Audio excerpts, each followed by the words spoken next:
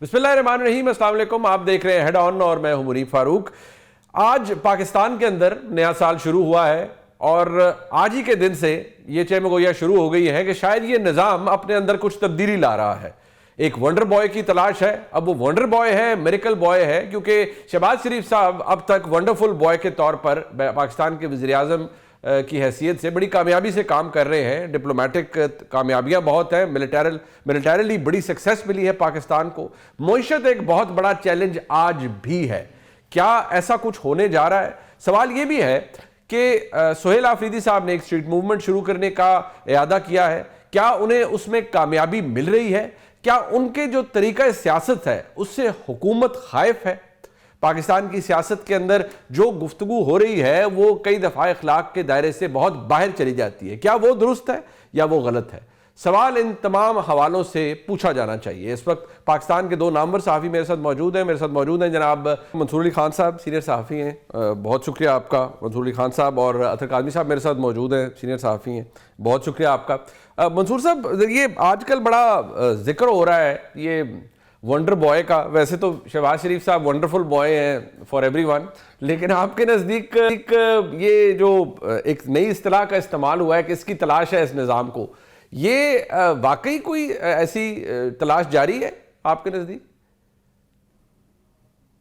देखिए मुनीब साहब, ये तलाश तो मेरे ख्याल में हमेशा ही जारी रहती है कि बेहतर से बेहतर जो है कोई कैंडिडेट आ सके, कोई ऐसा कैंडिडेट आ सके जो एक्चुअली बयानिया भी जो है वो सेल कर सके। अब उसमें नून की सारी बात है, सबसे बड़ी वीकनेस जो है वो शायद वो काम तो फिर भी कर लें, लेकिन अपने आप को सेल करना उनको नहीं आता। और अगर वो करते भी हैं तो इतने भोडे तरीके से करते हैं कि उनका बयानिया बिकता नहीं है। ये इस बात तक तो कहा जा सकता है। लेकिन अगर मैं प्लेयर्स उठा के देखूं पूरे चेस बोर्ड के ऊपर, तो मुझे शहबाज शरीफ साहब से बेहतर कोई वंडर बॉय लगता नहीं है कि उनसे बेहतर कोई कैंडिडेट हो सकता है। अच्छा, अतर काज़मी साहब, आप क्या इस बात से एग्री करते हैं कि गुंजाइश तो सारी बात है हर जगह ही होती है, बट क्या आपके नज़दीक कोई ऐसी स्पेस है कि जी हमें अंदाज़ा हो कि जी अच्छा जी कुछ ना कुछ कोई एक तशनगी सी है, कोई देर somebody is on the look out कि जी कुछ ज़रूरत है मामलात को आगे बढ़ाने की? देखिए, जहाँ तक वंडर बॉय की तलाश का ताल्लुक है तो मंसूर साहब ने तो कहा है गुंजाइश नहीं है, पर एनीवे मैं सिस्टम के लिए मौजूद हूँ और आई एम अ बॉय, और थोड़ा आप मेहनत करें तो वंडर बॉय भी बन सकता है, कोई ऐसा इशू नहीं है। तो मैं तो उसमें जो है बिल्कुल तैयार हूँ अगर मुझे कोई लाना चाहे। दूसरी बात ये है कि मसला ये है कि देखें इस वक्त असल इशू क्या है। असल इशू ये है कि आप डिलीवर नहीं कर पाए। बयानिया इशू नहीं है, बयानिया आपका डिलीवरेंस के साथ बन जाता है। आप 3 साल आपने जो जो वादे किए, आपने कहा कि हम इकॉनमी को बेहतर कर देंगे, इन्वेस्टमेंट आ जाएगी, बड़े पैमाने पे चीज़ें तब्दील होंगी, वो चीज़ें उस तरह तब्दील नहीं हो सकी। और फिर उसके साथ सोने पे सुहागा कि आप वो जो पॉलिटिकल बयानिया होता है उसके अंदर भी आप काफ़ी ज़्यादा कमज़ोर नज़र आए कि आपकी हुकूमत है, बड़ी सियासी जमातें हैं, बड़े लीडरान हैं, लेकिन वो एक काउंटर पॉलिटिकल नैरेटिव उस तरह दे नहीं सके। जब ये चीज़ें लोग देखते हैं तो फिर वंडर बॉयज़ का जिक्र आता है कि जी कोई नया वंडर बॉय आएगा, कोई चीज़ों को तब्दील करेगा। अगर इनकी मौशी एतबार से बहुत ज़्यादा परफॉर्मेंस बेहतर होती तो फिर ये बहस ना चलती, फिर कहीं पे कोई नाराज़गी का इजहार भी ना करता, कोई ये भी ना कहता कि किसी की सिस्टम में गुंजाइश है, कोई और आ सकता है। तो बुनियादी तौर पे आपको मौशी फ्रंट के ऊपर और पॉलिटिकल फ्रंट के ऊपर जो फेलियर है, मेरे ख्याल में उसके अंदर से फिर ये चीज़ें निकल रही हैं और इस किस्म की बातें हो रही हैं और इस तरह की खबरें गर्दिश कर रही हैं। अच्छा, ये जो इस वक्त ओवरऑल मामलात हैं, इसमें जो पिल्डैट रिपोर्ट करे या कोई और अदारा रिपोर्ट करे, वो तो ये कह रहे हैं कि ये एक हाइब्रिड मॉडल है और मज़ीद हावी रहेगी पाकिस्तान की मुक़्तदरा हुकूमती मामलात के ऊपर। अभी तक इस हाइब्रिड मॉडल को कोई प्रॉब्लम नहीं है, बट ये 2026 शुरू हो रहा है। मंसूर अली खान साहब, क्या आपको लगता है कि 2 साल तो ऑब्वियसली एक वो हनीमून पीरियड भी गुजर जाता है, अब हुकूमत इससे आगे जाके बार बार क्या कहेगी कि जी अभी हम इंतज़ार कर रहे हैं या अभी इकोनॉमिक डिविडेंड आएगा? आपको लगता है कि हुकूमत के अंदर कुछ तब्दीली होगी, कोई मौशी टीम किसी ऐसी जगह पर? देखिए, मेरे ख्याल में मुआशी टीम जो है वो तो बिल्कुल चेंज हो सकती है, उसमें ऐसी कोई बात नहीं है। बल्कि आप जानते हैं कि मौजूदा जो मुआशी टीम बनी भी थी, और जब ये बनी थी तो मुस्लिम लीग नून को ने बड़ी मुश्किल से ये कड़वा घूंट पिया था। वरना आमतौर पे ये पोर्टफोलियो आप जानते हैं कि घर में ही रहता है, इसाक डार साहब के पास जाता है। लेकिन जब ये हुआ था तो इनिशियल डेज के अंदर तो इसको बहुत ज्यादा अच्छा परसीव नहीं किया गया था। तो अगर कोई ऐसा ब्लंडर होता है तो वंडर बॉय की आप बात कर रहे थे, तो ब्लंडर बॉय भी तो कोई हो सकता है ना। अगर किसी कोई ब्लंडर बॉय बन गया तो फिर जाहिर बात है कोई चेंजेस भी हो सकती है। लेकिन मेरा दोबारा ये जो मैं एक दफा फिर से आपके सवाल नंबर 1 की तरफ जाना चाहूंगा, वो ये है कि ये वंडर बॉय ढूंढा क्यों जाता है, बार बार क्यों तलाश किया जाता है। मेरे ख्याल में सबसे बेहतर जज किसी भी वंडर बॉय को तलाश करने के लिए तो पाकिस्तान की अवाम है। पाकिस्तान की अवाम को चूज करने दे, वो आपको wonder boy, wonder man, wonder women खुद ही चूज करके दे देंगे। उसके बाद उसे वो वंडर करता है या ब्लंडर करता है, let him do whatever he wants. Why is it के हर दफा हम एक्चुअली सिस्टम जो है वो एक लीडर क्रिएट करे और क्रिएट करके उसके बाद लोगों को कहे कि लो जनाब तुम्हारा मसीहा आ गया, तुम्हारे लिए अब सारे मसाइल जो है वो ये हल करके देगा। लोगों को फैसला करने दे, जाके वो वोट डाले, वोट की ताकत से वो जिसको भी लेकर आते हैं, मेरे ख्याल में वो उनके लिए वंडर और वंडरफुल वही होगा। अच्छा, ये अतर काज़मी साहब, मैं अब देखिए ना, अब ये चीज़ें शुरू हो जाती हैं। जैसे मैं वो देख रहा था कि वो कंवर दिलशाद साहब ने उनका जो कॉलम है उसमें उन्होंने लिखा जी करीब सब निज़ाम से तंग आ गए हैं सारे, और फैसला साजों ने फैसला कर लिया कि निज़ाम तब्दील हो। और फ्रैंकली बात यह है कि निज़ाम तो अभी भी उसकी जो हाकमियत है वो तो जारी बात है ख़ास तरीके से ही चल रही है। तो मज़ीद तब्दीली क्या कोई तजर्बा हो सकता है आपके नज़दीक, या ये सिर्फ बस वो चीज़ें हैं जो हर दफ़ा हर साल के आगाज़ में मार्केट में आती हैं, या आपको लगता है नहीं कोई फ्रस्ट्रेशन कहीं बढ़ भी रही है, कहीं क्लॉक टिक भी कर रहा है कि भाई बहुत हो गया, अब ज़रा डिलीवरी चाहिए, अगर नहीं मिल रही तो let's do something about it. देखिए, सियासी फ्रंट के ऊपर थोड़ी सी मायूसी तो आपको नज़र आती है। देखिए, एक हम ऐसे दौर से गुजरे कि 2025 में हमने एक बहुत बड़ी जंग जीती और राफेल गिराए, जिसको पूरी दुनिया ने माना। उसकी बैक के ऊपर इंटरनेशनली आपकी मुख्तलिफ जगहों पे तारीफ़ें वगैरह भी हुई, लेकिन क्या आप पाकिस्तान के अंदर सियासी तौर पे उसको कैपिटलाइज कर सके, सियासी तौर पे उसको उस तरीके से अपने लिए इस्तेमाल कर सके जो सियासी हुकूमत ने करना था? वहाँ पे आपको फेलियर नज़र आता है। तो यकीनन कहीं ना कहीं इसके ऊपर कोई ना कोई आईब्रोज ज़रूर रेज होते होंगे। लेकिन एंड ऑफ द डे देखें, जब तक अवाम के हकीकी नुमाइंदे नहीं आएंगे, चाहे वो 2018 में आएँ या 13 में आएँ या आगे 30 में आएँ, जब भी आएँ, तब तक ये मसला चलता रहेगा। ये बहस देखें होती इसलिए है कि हमने अवाम के हाथ से क्या ये फैसला ले लिया है कि आपकी मर्जी से हुक्मरान आएंगे। ठीक, जब आपने अवाम के हाथ से ये फैसला ले लिया तो फिर तो इस किस्म की बहस चलती रहेगी कि कौन आएगा, कौन जाएगा, कौन जो है बेहतर है या कौन बेहतर नहीं है।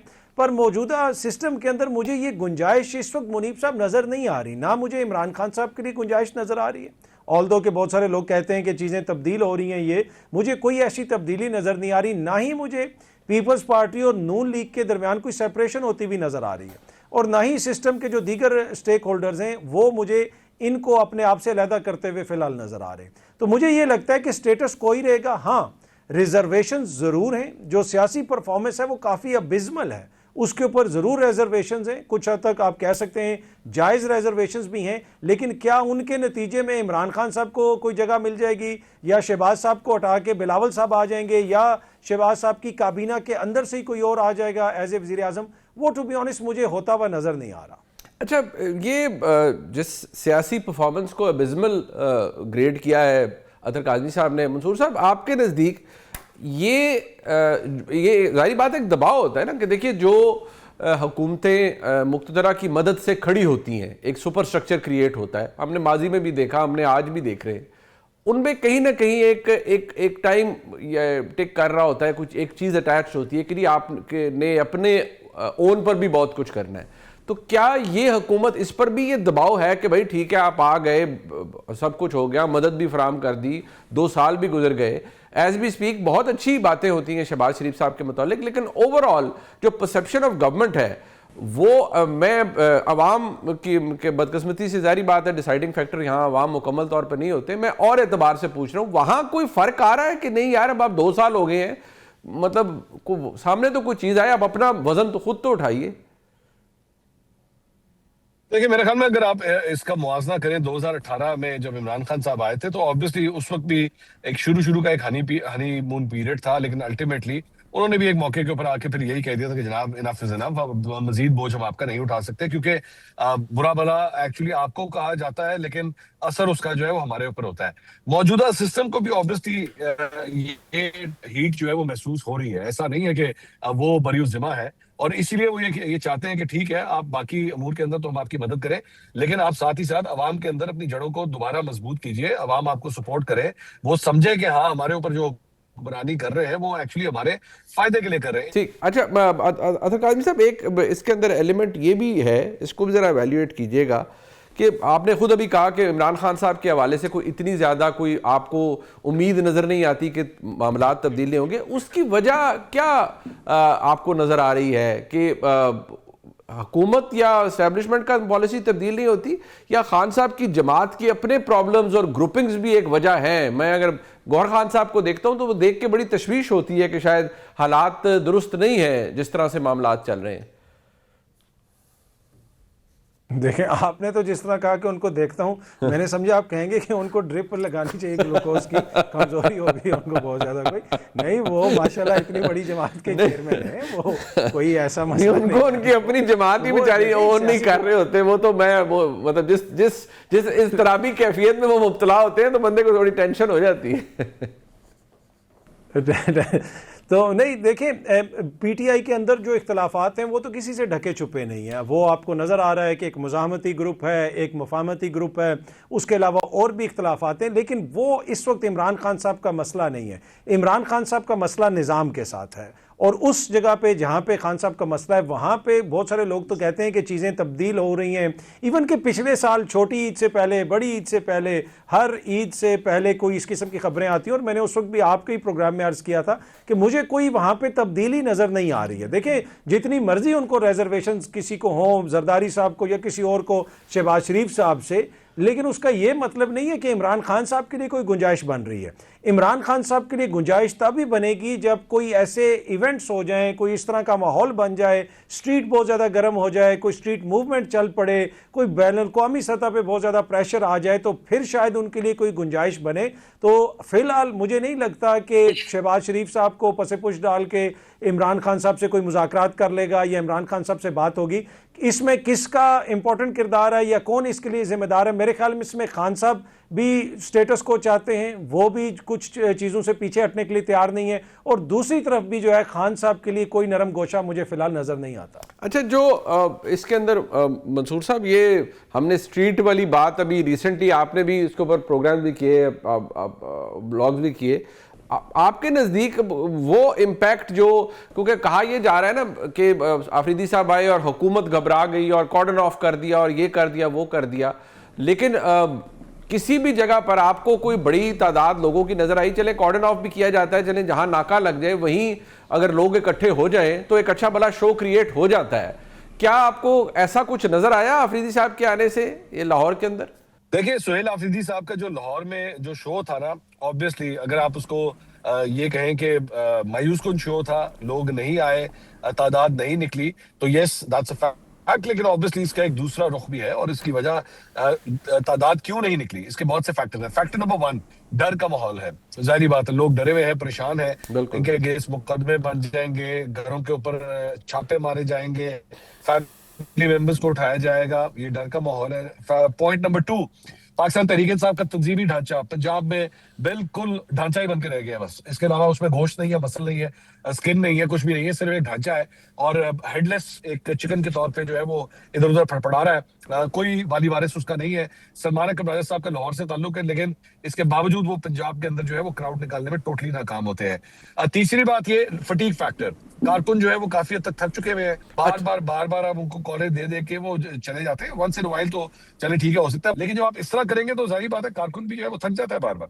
अब ये वजह क्या है जो अतर काज़मी साहब, ये अब आगे वो उनकी तैयारी है सोहेल आफरीदी साहब की कि वो कराची जाएंगे, फिर क्वेटा जाएंगे, तो वहाँ पर भी जारी बात है यही चीज़ टेस्ट होगी कि कितना उनके लिए स्पेस है, लोग कितना निकलते हैं, और वो एक स्ट्रीट मूवमेंट को बनाने के लिए बाहर निकल रहे हैं, और शायद अभी भी एहतजाज ही के ज़रिए इमरान खान साहब की रिहाई, एहतजाज और फिर दबाव और फिर मुज़ाकरात, शायद यही पॉलिसी या यही स्ट्रैटेजी अपनाने की कोशिश की जा रही है। ये आपको पे ऑफ करती हुई नज़र आती है, कंसिडरिंग चले लाहौर में जो कुछ हुआ, कराची ऑब्वियसली बहुत बड़ा शहर है, वहाँ पर कितनी स्पेस आप समझते हैं आफरीदी साहब के लिए होगी, और या स्ट्रीट को गर्म करने की, लोगों को मोबिलाइज करने की? देखिए, ये कोई ओवरनाइट, मुझे नहीं लगता कि ओवरनाइट कोई चीज़ें इसमें एकदम से मटेरियलाइज हो जाएंगी, मैच्योर हो जाएंगी। जो सोहेल आफरीदी साहब कर रहे हैं, आपको याद होगा कि जब सोहेल आफरीदी साहब आए थे तो अचानक हर तरफ से खबरें आना शुरू हो गई थी कि 26 नवंबर को वो डी चौक आ रहे हैं। और मैंने पहले भी आपसे गुफ्तगू करते हुए ये कहा था कि डी चौक सोहेल आफरीदी नहीं आ रहे। जो सोहेल आफरीदी इस वक्त कर रहे हैं वो बुनियादी तौर पर जो बेसिक सियासत होती है वो कर रहे हैं। आप वो जाते हैं, दौरा करते हैं, थोड़ा सा लोगों को, अपने वोटर सपोर्टर को थोड़ा सा हौसला दे रहे हैं, लोग थोड़े बहुत बाहर निकल रहे हैं, मुख्तलिफ लोगों से वो मुलाकातें कर रहे हैं, सहाफ़ियों से वो मुलाकातें कर रहे हैं। उसके बाद आप वो जाएंगे, कराची जाएंगे, तो मेरे ख्याल में वो बहुत ज़्यादा, जिसे आप कहते हैं ना, सियासी मैच्योरिटी का मुजाहरा कर रहे हैं, जो हुकूमत के वहमो गुमान में भी नहीं था। इस वक्त सोहेल आफरीदी के एहतजाज से हुकूमत खौफजदा नहीं है कि एहतजाज से कितने लोग बाहर आ जाएंगे। इस वक्त वो जिस किस्म की सियासत कर रहे हैं, वो हुकूमत वो एक्सपेक्ट नहीं कर रही थी। वो समझ रहे थे कि ये सीधा आके डी चौक की दीवार में सर मारेगा, ये सीधा आके जो है ऐसी बात करेगा कि वही जिस तरह अली अमीन साहब कहते थे कि हम निकल आए हैं और कफन बांध लिए, कोई ऐसी बात उनकी जानिब से नहीं की गई। तो मेरे ख्याल में एक बड़ा वाइजली वो नपे तुले अंदाज में लोगों को मोबिलाइज करने की भी कोशिश कर रहे हैं। और इसीलिए मैंने जिस तरह शुरू में अर्ज़ किया था कि मुझे ये लगता है कि अप्रैल के बाद हम इस पोजीशन में होंगे कि हम इसके ऊपर कमेंट कर सकें कि वो किस हद तक कामयाब हुए हैं, किस हद तक वो हुकूमत पे दबाव डाल सकेंगे और उसके दबाव के नतीजे में क्या कोई मुज़ाकरात हो सकते हैं या नहीं हो सकते। तो मुझे ये लगता है कि अप्रैल के महीने तक जो है शायद हमें इंतज़ार करना पड़े कोई कंक्लूसिव इसके ऊपर रिमार्क देने से पहले। मंसूर साहब, ये जो डायलॉग की बात अभी जो करी, वो अतर साहब कह रहे हैं कि अप्रैल तक हमें इंतजार करना पड़े।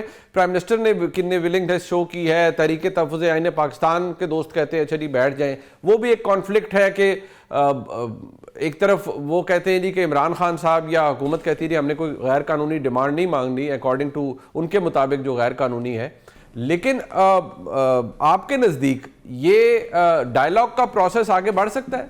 मेरे ख्याल में मुनीब साहब मिडिल ग्राउंड की तो मुझे कोई गुंजाइश फिलहाल नजर ही नहीं आ रही, क्योंकि देयर आर पोल्स अपार्ट। या तो पोल्स कोई मिलते जुलते हो ना कि आप समझ लें कि हाँ जी कोई मिडिल ग्राउंड कोई निकल सकता है। इमरान, असल बात यह है कि इमरान खान साहब की रिहाई है, पाकिस्तान तहरीक इंसाफ को और क्या चाहिए? इमरान खान साहब की रिहाई चाहिए, और वो रिहाई गारंटी के बगैर नहीं होगी। गारंटी कौन देगा? इमरान खान साहब के कंडक्ट के हवाले से या अल्फाज के हवाले से या किसी एहतजाजी तहरीक के हवाले से कौन गारंटी देगा इस हुकूमत को? कोई भी नहीं देगा। सो जब वो गारंटी नहीं मिलेगी तो मेरा ख्याल कि हुकूमत जो है वो किसी किस्म की डील करने में वो इंटरेस्टेड होगी। सो मुझे तो ये सारा मामला फिलहाल नॉन स्टार्टर नजर आ रहा है। अच्छा, ये एक नॉन स्टार्टर है। एक सवाल ये अतर काज़मी साहब, क्योंकि आपके तो बड़े ज़ाहिर बात है, आपका बड़े अच्छे तकरीबी ताल्लुकात हैं, तो आपको क्या लगता है कि पाकिस्तान की एस्टेब्लिशमेंट की आशीर्वाद हासिल है इस सारे डायलॉग के प्रोसेस को? मैं ज़ोरान महमदानी हूँ, मेरे किससे ताल्लुकात हैं भाई? मेरे मुनीब भाई, मतलब इस्टेब्लिशमेंट का जिक्र कर रहे हैं इधर से। मसला है कि हमारे तो हम तो इस पे कोई तजिया तबसरा ही कर सकते हैं। देखें, टू बी ऑनेस्ट, मुझे जिस तरह मैंने पहले भी अर्ज़ किया और मैं काफ़ी हद तक मंसूर भाई से एग्री करता हूँ कि मुझे कोई बहुत ज़्यादा तब्दीली होती हुई नज़र नहीं आ रही। हाँ, अगर कोई मेरे ताल्लुकात में बैठा हुआ है तो मेरी तरफ से फिर उसको जवाब है कि ऐसा कुछ नहीं होना। फिलहाल जो है मुझे ये लगता है कि मामलात इसी तरह चलेंगे, लेकिन जो प्रेशर है एक मुनीब साहब, वो सिस्टम के ऊपर पड़ रहा है, आप उससे इनकार नहीं कर सकते। देखिए, अगर चीज़ें डिलीवर हो रही होती, प्राइसेस नीचे आ चुकी होती, आपका जो करेंसी एक्सचेंज रेट है वो बेहतर हो चुका होता, इन्वेस्टमेंट आ रही होती, तो बहुत सारे मामलात को आप बेहतर तरीके से भी देख सकते थे। लेकिन इस वक्त अगर आप सिर्फ एक चीज़ को देखें कि आपको बार बार कहा गया कि दुनिया भर से लोग इन्वेस्टमेंट करना आना चाहते हैं, PIA की आपने मिसाल हमारे सामने है, लेकिन कोई भी गैर मुल्की बिडर नहीं आया। और तो मेरे ख्याल में ये इस तरह के जो बहुत सारे फैक्टर्स हैं वो निज़ाम के ऊपर दबाव डालते हैं। अब कब तक निज़ाम इसको सस्टेन कर सकेगा? फिलहाल मुझे लगता है कि वो पॉइंट जहाँ पे इमरान खान के लिए चीज़ें बेहतर हो जाएं और इस हुकूमत के जाने का टाइम आ जाए, फिलहाल मुझे स्टेटस को नज़र आ रहा है। ये मंसूर साहब, आपको याद होगा एक दफ़ा जब इमरान खान साहब की हुकूमत चल रही थी तो जरदारी साहब ने पार्लियामान में कहा था कि हम इन्हें नहीं गिराएंगे, ये अपने बोझ से खुद गिरेंगे। तो ये जो दबाव की बात कर रहे हैं अतर काज़मी साहब, ये दबाव आपको महसूस होता है? क्योंकि अब आपको भी याद होगा कि इमरान खान साहब की हुकूमत के आने के तकरीबन 1 साल बाद ये सिलसिला शुरू हो गया था कि ये क्या है, ये नालायक हैं, ये निकम्मे हैं। अभी तक ये चीज हमें सुनाई उस तरह से नहीं दे रही। ऑपोजिशन जरूर कहती है, लेकिन जारी बात है जो पावरफुल क्वार्टर्स हैं वहां से ये गुफ्तगू तो अभी तक ऐसी कोई सुनाई नहीं दे रही। सो आपको लगता है कि द बर्डन इज ऑलरेडी, मतलब there is a burden on obviously on the people who are जो इस पूरे निजाम को कंट्रोल कर रहे हैं? देखिए मेरे ख्याल में ये फ्रिक्शन पॉइंट्स तो हर गवर्नमेंट के दरमियान होते हैं, गवर्नमेंट और एस्टैब्लिशमेंट के दरमियान होते हैं, लेकिन कोई ऐसा फ्रिक्शन पॉइंट जिसकी वजह से एक्चुअली मतलब पार्टनरशिप जो है वो टूट जाए, या जिस तरह हमने शुरू में सबसे पहले आगाज किया था कि जनाब कोई वंडर बॉय जो है वो आ जाए और वो आके इस निजाम को आगे लेके चले, किसी किस्म के वंडर बॉय को अगर लाने की कोशिश की गई तो जो मौजूदा निजाम चल रहा है वो भी तहस नहस होकर रह जाएगा। मेरा नहीं ख्याल कि इससे बेहतर ऑप्शन एस्टैब्लिशमेंट को कोई मिल सकती है। अगर वो इवन मैं तो as a matter of fact मैं कहता हूँ कि जिस तरह अक्सर पाकिस्तान में हर थोड़े अरसे के बाद जो है वो एक डिबेट स्टार्ट हो जाती है, प्रेसिडेंशियल रूल होना चाहिए, प्रेसिडेंशियल रूल कर लें तो उससे चीजें जो है वो रिजॉल्व हो जाएंगी। मेरे ख्याल में अगर इसकी भी कोई अटेम्प्ट की गई तो वो भी बड़े खौफनाक किस्म के रिजल्ट जो है मेरे ख्याल में देगा।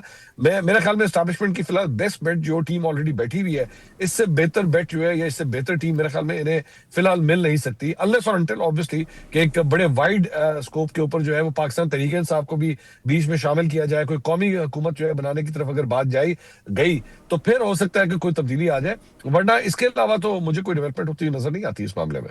अच्छा, ये आखिरी सवाल है, मैं आप दोनों से पूछना चाहूँगा। अतर साहब पहले इसका जवाब आप दीजिएगा। आपने एक बदकिस्मत रुझान देखा है कि सियासत के अंदर जो गुफ्तगू का जिसका जो अल्फाज इस्तेमाल होते हैं वो बड़े ऐसे हैं जो बिल्कुल भी उनमें शाइस्तगी नहीं है, बल्कि बहुत बिलो द बेल्ट चले जाते हैं। ख़वातीन के हवाले से बड़ी गंदी और गलीज़ ज़बान इस्तेमाल की जाती है। पंजाब असम्बली के अंदर जो मीना खान आफरीदी ने कहा, सवाल उनसे जिसने भी पूछा वो सहाफ़ी है, सहाफ़ी के सवाल पर उन्हें एतराज़ है वो लेकिन उसके एंड में टारगेट एक खातून को किया गया। यहाँ पर जो शफी जान साहब के साथ मामला हुआ, इन्होंने कहा जी कि हमें जंगली कह के बुलाया गया है, तो फिर जो उन्होंने गुफ्तगू की वो भी निहायत काबिल एतराज़ थी।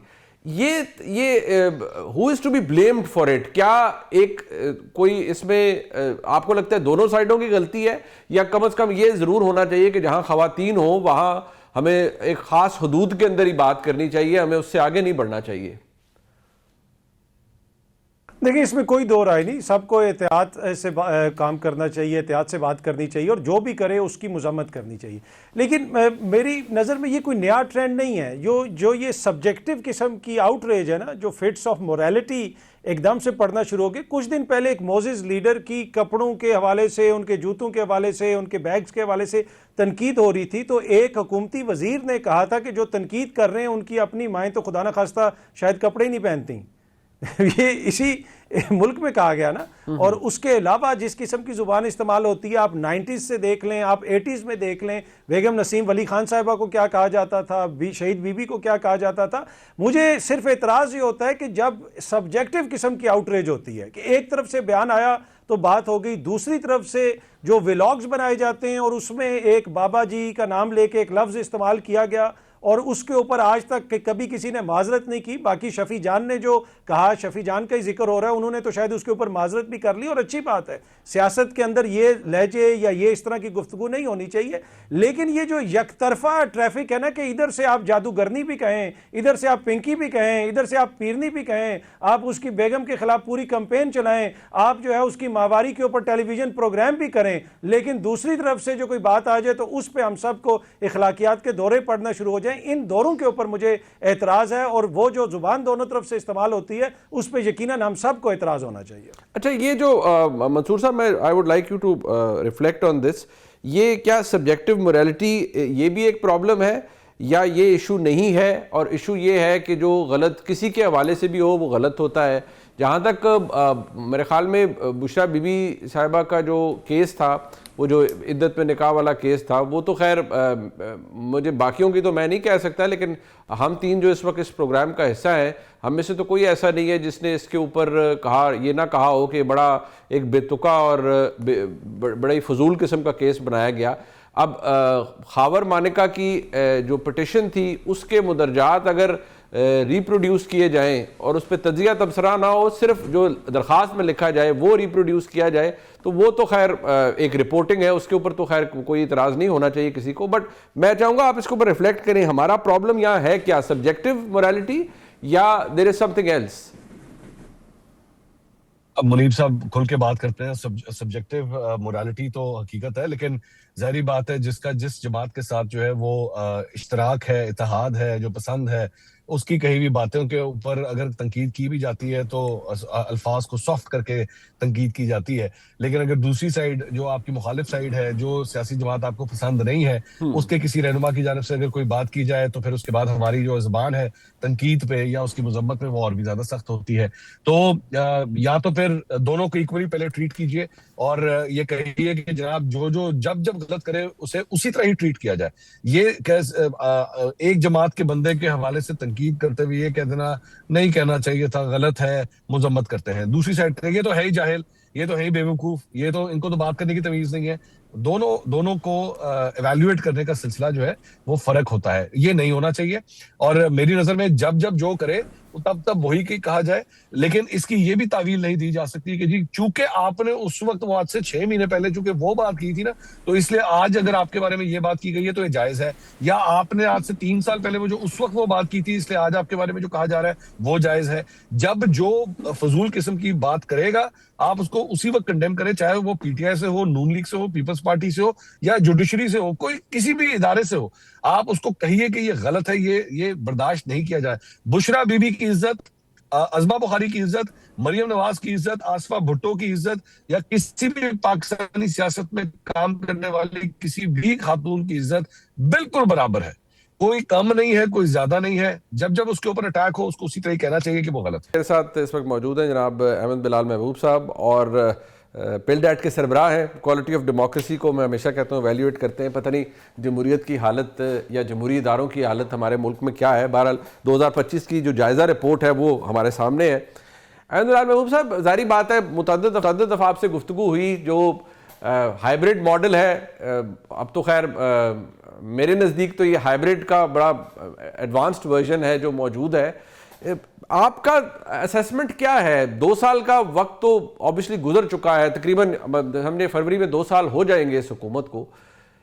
इस मॉडल ने डिलीवर तब आपको लगता है किया है, और इसकी connectivity with the people of Pakistan आपको नजर आ रही है इन योर असेसमेंट? बहुत शुक्रिया।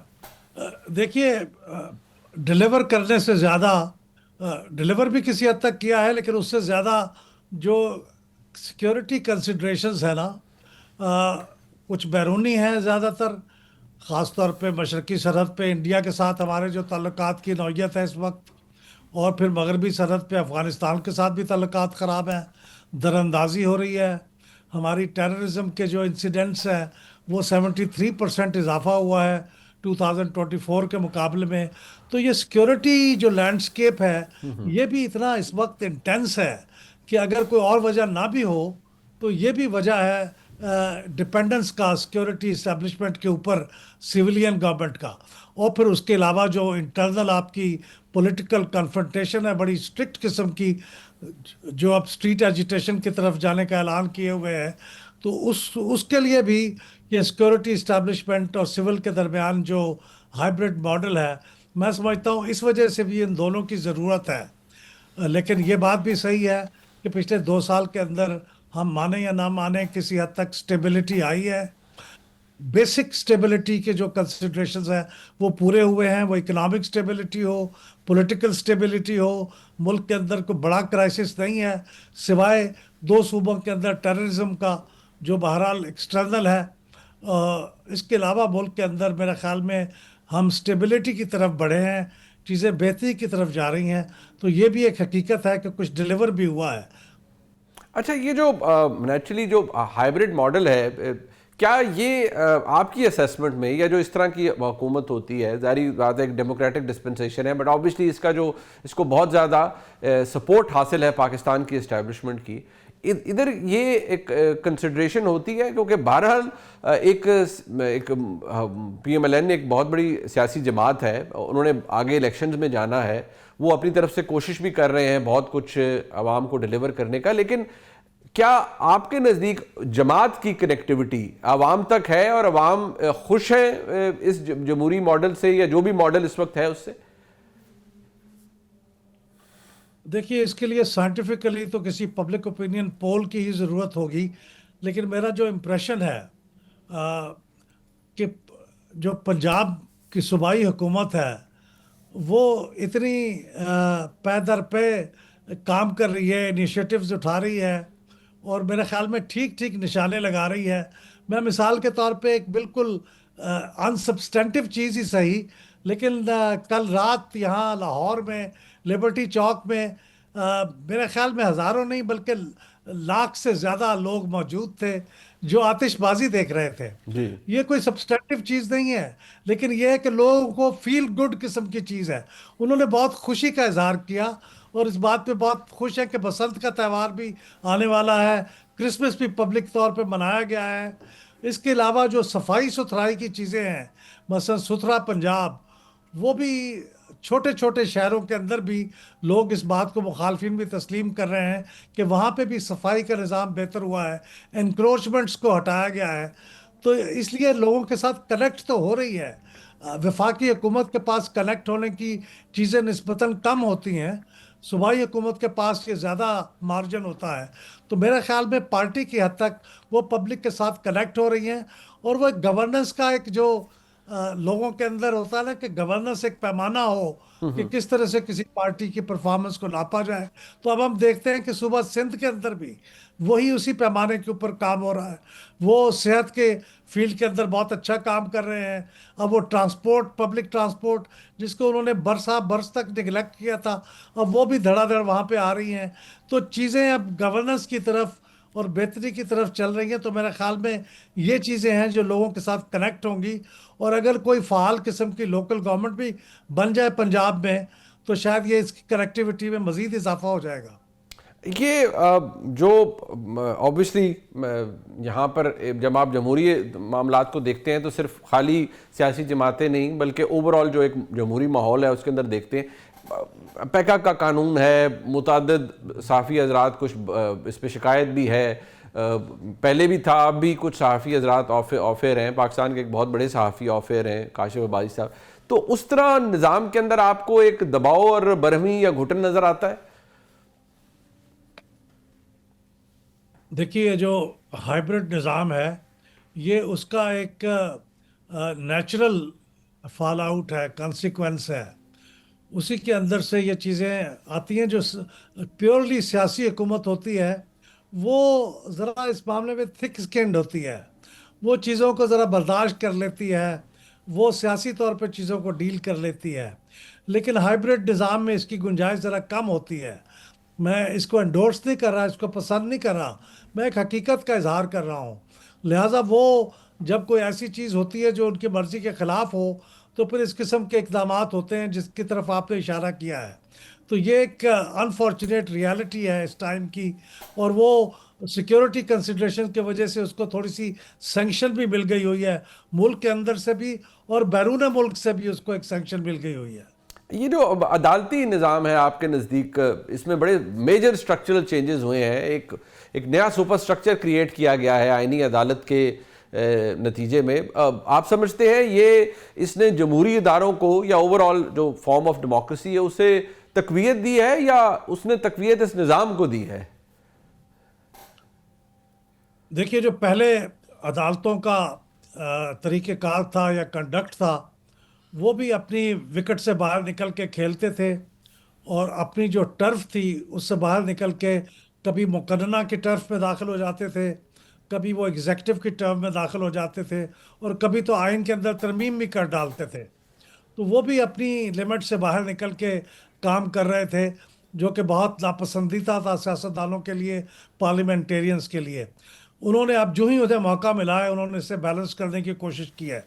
जहाँ तक अवाम की पसंदीदी का तल्लुक है तो अदलिया की कारकर्दगी कभी भी इतनी अच्छी नहीं रही कि अवाम में वो बहुत मकबूल हों, बल्कि हाल ही में लाहौर हाई कोर्ट ने जिस एक कानून को सस्पेंड कर दिया है असम्बली से पास किए हुए, वो गैर मनकूला जायदाद को की प्रोटेक्शन का बिल था, वो भी अवाम के अंदर वो बिल बहुत मकबूल था क्योंकि अवाम के एक बहुत बड़े मसले को हल कर रहा था वो। लेकिन अदालत ने सस्पेंड करके अदालत के ख़िलाफ़ कुछ सेंटिमेंट ही पैदा हुआ है। तो मेरा ख्याल है अदलिया का मकबूलियत के लिहाज से तो कोई ऐसा चीज़ नहीं है जो कि हुकूमत पे दबाव बन रहा हो। लेकिन माहिरीन के नज़दीक कुछ लोग कहते हैं कि 27वीं आईनी तरमीम ने अदलिया को रोल को महदूद कर दिया है, लेकिन बहरहाल ये एक 2/3 मेजॉरिटी से पास की हुई तरमीम है। कुछ लोग इसको सही समझते हैं, बल्कि बार काउंसिल और बार एसोसिएशन की ठीक। मेजॉरिटी ने इसको एंडोर्स किया है। तो फिर जाहिर है इसके बारे में राय तो डिवाइडेड है। ये बात कही जा सकती है कि जो कंसेंसस होना चाहिए आईनी तरामीम पे बिलअमूम, जिसकी कोशिश की जानी चाहिए, वो नहीं हो सका। और ठीक। ये बिल्कुल मेजॉरिटी के साथ 2/3 मेजॉरिटी के साथ पास हुआ है। अपोजिशन की इसके अंदर कोई सलाह या इनकी कोई राय शामिल नहीं थी, लेकिन वो राय शामिल हो भी नहीं सकती थी क्योंकि किसी काम में वो ताउन के लिए तैयार भी नहीं है। ठीक ठीक, बहुत शुक्रिया जनाब अहमद बिलाल महबूब साहब मौजूद थे। जो पिलडैट की रिपोर्ट है उसके हवाले से हम उसके जो जुज़्व हैं उसके ऊपर हमने उनका ओपिनियन हासिल किया। प्रोग्राम आपने देखा जी, इसका फीडबैक हमें ज़रूर दीजिएगा। देखने का बहुत शुक्रिया। खुदा हाफ़िज़।